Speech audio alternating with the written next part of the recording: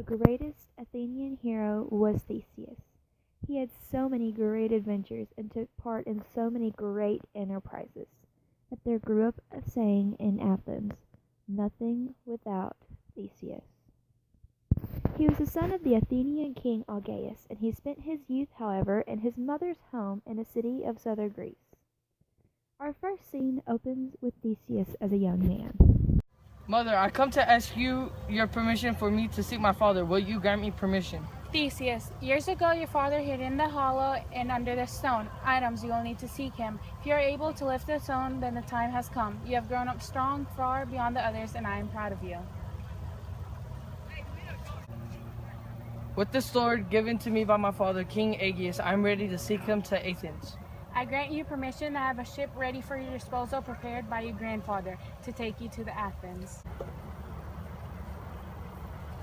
Theseus, my beloved grandson, set sail on the ship your mother and I have made ready for your journey.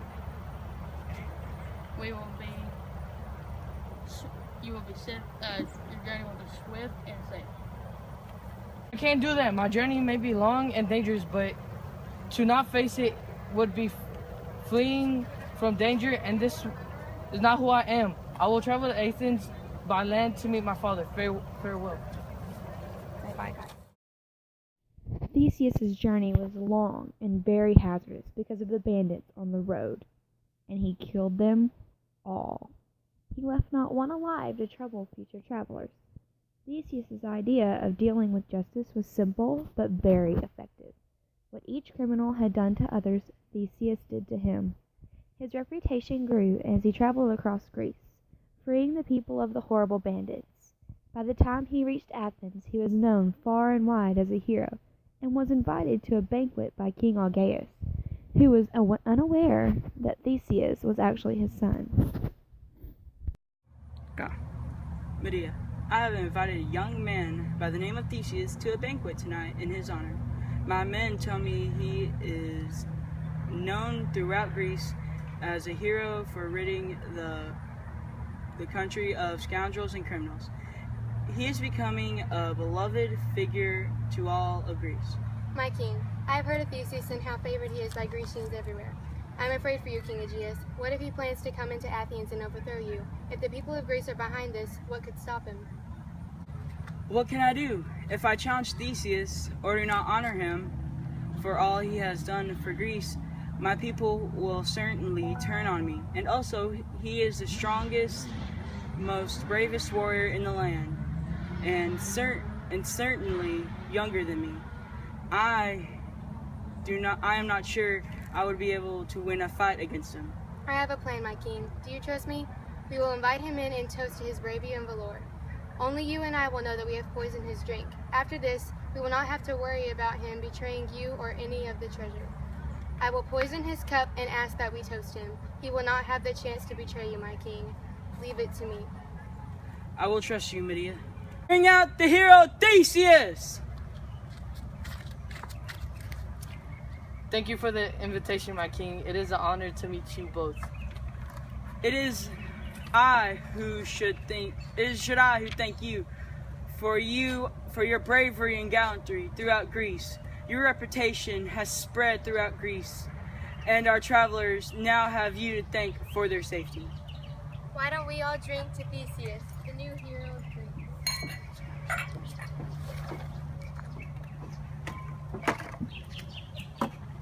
Stop! You are my son!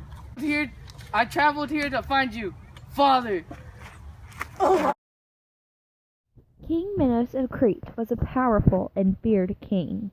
None of the countries around him felt they could stand up to him and refuse whatever he demanded. The demands he made from the Athenians and King Augeas were also due to King Augeas' mistreatment and death of King Minos' only son, Androgeus. King Minos had a palace, and inside Minos had built a giant maze, a labyrinth. And at the center of the maze he kept a terrifying monster, the Minotaur. This monster was terrifying, half man, half bull. It was powerful and savage, and loved to eat the flesh of humans. who had been shut into the labyrinth by King Minos. Action. Why do we send these young people to Crete every year? And why is it that none of them ever return? Because if we did not send them, Minos would wage war on us, and it is a war that we would not win. These 7 young men and 7 young women do not return because they do not go to Crete as slaves. They go as food for the Minotaur. Father, this is terrible, and we cannot let this go on. We cannot sacrifice any more of our young citizens to this tyrant. When it is time to send the next group, I will go as one of them. I vowed that it is the last time the Minotaur will do this to our people. I cannot and will not let this happen. To you, my beloved son, there have been others that have tried to slay the Minotaur, and they have died. Please, it would break my heart, and I would be unable to bear it if you were taken away from me. Father, bravery is who I am. I am not cowardice. I promise you I will be triumphant in protecting our people. I understand the dangers, and I will be successful against the Minotaur. I will return to you, my father, and you will be proud. I wish you good luck, my son. I shall keep watch for you every day. If you are successful to take down the black sails and replace them with white ones, that way I will know you are coming home safe to Athens, to your father. I will, my king, my father. Farewell. When the group to be sacrificed landed in Crete, Theseus volunteered to be the first to enter the labyrinth. From the moment King Minos' daughter Ariadne set eyes on Theseus, she fell in love with him. She decided that she would help him survive the Minotaur, and in exchange he would marry her and take her back to Athens with him. She gave him a great ball of string and told him to tie one end of it to the entrance, and it would help him find his way out of the enormous maze. Theseus walked carefully through the dark, foul-smelling passages of the labyrinth, expecting at any moment to come face to face with the creature. And then it happened. Ariadne was accidentally left behind. When Theseus and the ship realized and had to return for her, Ariadne was dead. Theseus set sail once again for home, devastated about Ariadne, but triumphant in the defeat of the Minotaur. King Augeas, waiting on the cliff at Athens, saw the ship approaching, with its black sails flying in the wind. In despair, the king flung himself from the cliff into the raging waters below, and from that day on, the sea was named in memory of Theseus' father, and to this day it is known as the Augean Sea. One of Theseus' great adventures, he traveled to the country of Amazons and brought one away to be his wife, Antipo, also called Hippolyta. Hippolyta and Theseus had one son named Hippolytus. She loved her new family and she loved Athens. So when the Amazons came to Athens for war in order to bring her home, Hippolyta had to decide which side she would battle for or against. Even though my fellow Amazons came to rescue me, I will not return without a fight. Athens is my home and I will defend Athenians to the death. Athenians are fortunate to have you as their queen and as their defender. The Amazons have settled at the gates of Athens and hold all the Athenians captive her in our own city. There is no choice but to fight. Theseus, you are known for your bravery against danger and to lead our people through this battle victorious. Well then, let's fight for each other, fight for our family, and fight for Athens.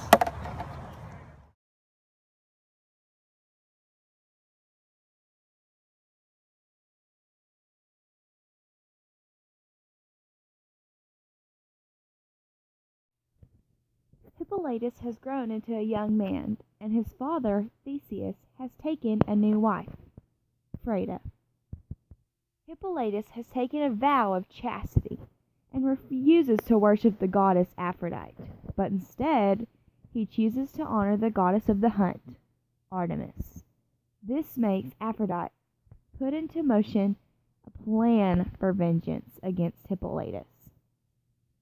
She makes his stepmother Phreda fall in love with him.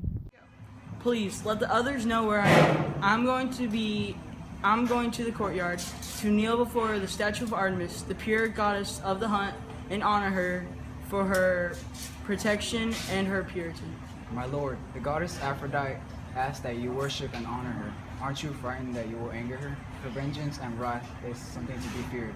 I'm afraid she will try to destroy you, my lord. I am not worried, because when you seek what is pure and noble, it can never be wrong. It can never be the wrong choice. Look at how my father, Theseus, has always been brave and a protector. I want to make him proud of me.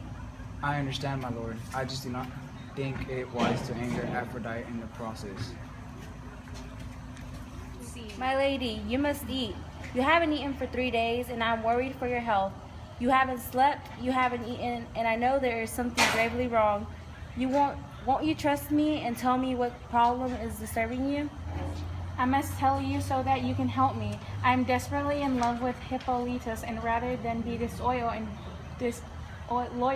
and bring shame on my family, my children, and on my dear husband, who is King Theseus, I will starve myself to death and leave this world with my honor. So help me by keeping my secret and just let me die. The nursemaid tells Hippolytus of Freda's love. He reacts with furious tirade on his hatred of women and threatens to tell Theseus everything when he arrives. Freda believes she is ruined, so she goes inside and hangs herself. Theseus returns and discovers his wife's body. Theseus discovers a letter which asserts that she was hurt by Hippolytus and raged. Theseus curses his son to death, or at least exile. To execute the curse, Theseus calls upon his father, Poseidon, who has promised to grant his son 3 wishes. Hippolytus promises his innocence, but showing his wife's letter as proof, Theseus exiles his son from the kingdom. Sire, it is your son, and he is dying. Hippolytus got in his chariot to leave the kingdom as you ordered. A bull roared out of the sea, frightening his horses, which dashed his chariot, moving the rocks, dragging Hippolytus behind. Please, sire, help him. He is suffering on his own hand, his own desire, the lies and horrible treatment of me and my wife. Please, Pedro are unforgivable. He is innocent and never harmed or loved Queen Pedra. He only wanted you to be proud of him. Because of this letter in my wife's own handwriting, I cannot believe him. His suffering is just and deserved. King Theseus, you have been greatly deceived by Aphrodite. You see, she cursed your wife and your son, and none of what Phaedra wrote in the letter is true. Your son is innocent. Don't let him die without your apology and remorse. And Hippolytus, forgive your father in turn, for he has been deceived by Aphrodite. I will see that she pays for this. My son, you are so brave and noble. Please forgive me. As my beloved goddess Artemis as my witness, I forgive you, Father. I love you. Theseus, in his sorrow, leaves and goes to the court of his friend, King Lycomedes, who kills Theseus. As to why, you ask? That is a mystery of which the answer is left to be known by the gods.